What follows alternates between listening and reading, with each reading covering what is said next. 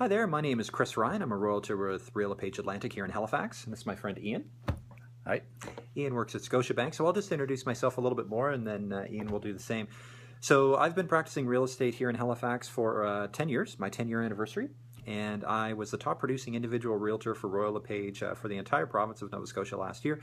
I've sold over $110 million worth of real estate over those 10 years, which translates into over 350 homes of different sizes, calibers, price points, and so on. And my name's Ian.macisaac, and I'm a home financing advisor with Bank of Nova Scotia, as Chris mentioned. And I work in the Greater Halifax district and places beyond as well. I've been in the bank since 1986, and I've done literally hundreds of mortgages, and have consistently been one of our top performers in the country. Excellent. So we work with a lot of first-time home buyers, so we thought that we'd pick out some topics that some of our joint clients have asked both of us, and we would put it online here for everybody's benefit. Okay. So the topic that we're going to talk about today in this short video is pre-approvals. So why does someone need a pre-approval? How long does it take to get pre-approved? And what documentation did they need to bring with you to the meeting with you? Yep. And then are there any other documents that they may need to provide you once they actually have an accepted offer in place? Okay, a lot of questions. Pre-approvals are very important, Chris, because as you know, you want to make sure that that person is going to be qualified for a mortgage. In this business where we're commissioned salespeople, our time is money, and you want to know that the clients that you're working with are actually going to be approved, so that you're not wasting your time at the end.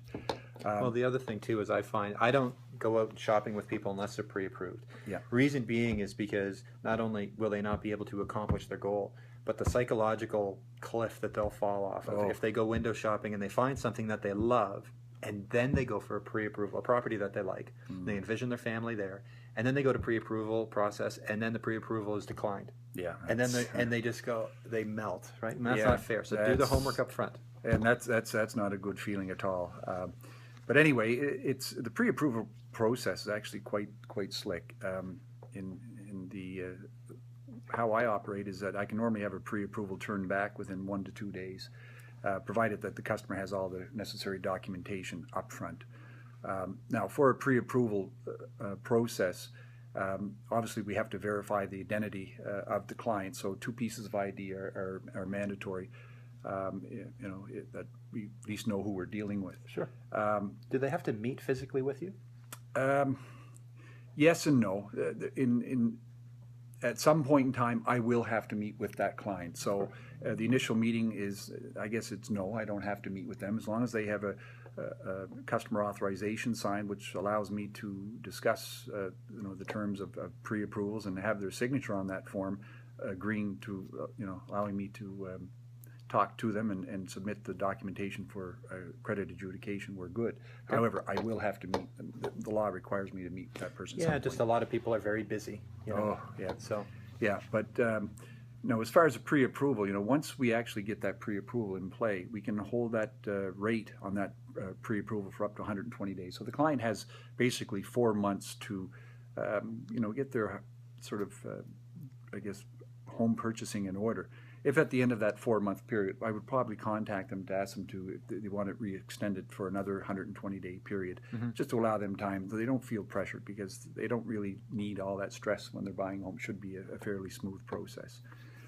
When they actually do make an offer on a real property, the documentation process or requirements vary depending on the type of job that they have. For instance, if they're a salaried employee, we'd need obviously a copy of a recent pay stub, and recent would be, the definition would be, say, 60 days. The pay stub can't be older than 60 days.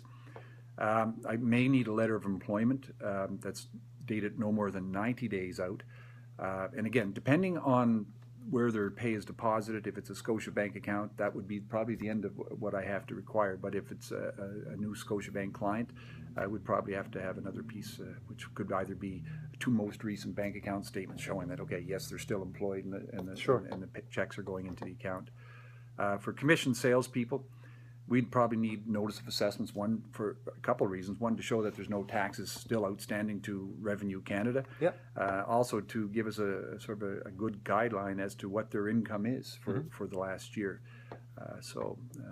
Again, depending on the situation, will dictate what documentation is required.